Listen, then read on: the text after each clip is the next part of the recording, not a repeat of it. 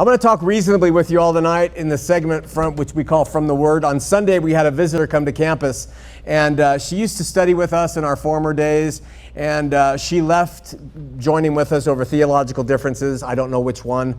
And at the end of the meet service, I came up to her and I said, how have you been? And she said, well, I'm just sitting here and trying to figure out what you believe. That was the introductory. I smiled, but I could tell by the look of her face, she was not there to be humored. And so I said, I believe in Jesus. I believe in his shed blood. I believe in God. I believe in his redemption. And she cut me off. And she said, do you believe in heaven and hell? And now, this happens quite a bit. People who used to belong to the fellowship or appreciate the ministry that have denounced us for one reason or another, they often pop back up. And they generally, under the auspices of, they say, I'm just checking in, seeing what's happening. Hey, Shawn, there's a tangible difference between my brother, how are you, to, we're just here, stay over there. And typically on these return visits, they get angry. They let it be known that they disapprove of something, and then they dramatically exit. It's happened several times here to show how indignant they are over what we're talking about or discussing. And this doesn't need to be. I don't know why we have to do this to each other. I understand not attending a church because you don't like the music style or the services or even what's being taught.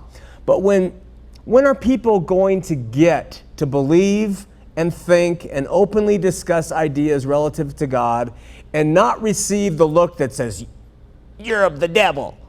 When are we going to be able to just share things without people just freaking out and coming down your throat?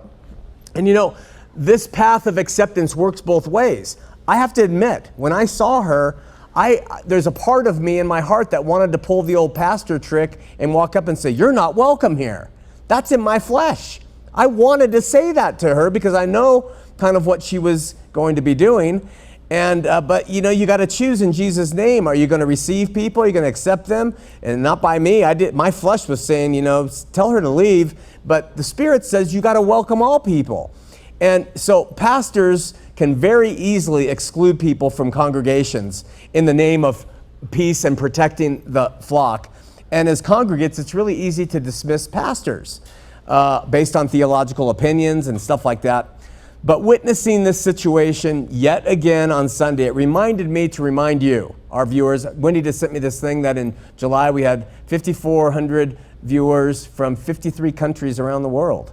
5,400 viewers from 53 countries or more around the world. In Utah, it's not as big as it used to be, but it's going out to more people who are starting to say, and so I was reminded to remind you that whether you're a pastor or you're a congregate, we all, myself included, ought to try to step back a bit on opinion and policing each other and be kind and more loving in the name of our King. It's not natural, it's not easy, but it is in harmony with the fruit of the Spirit. And that's what we got to always try to go after.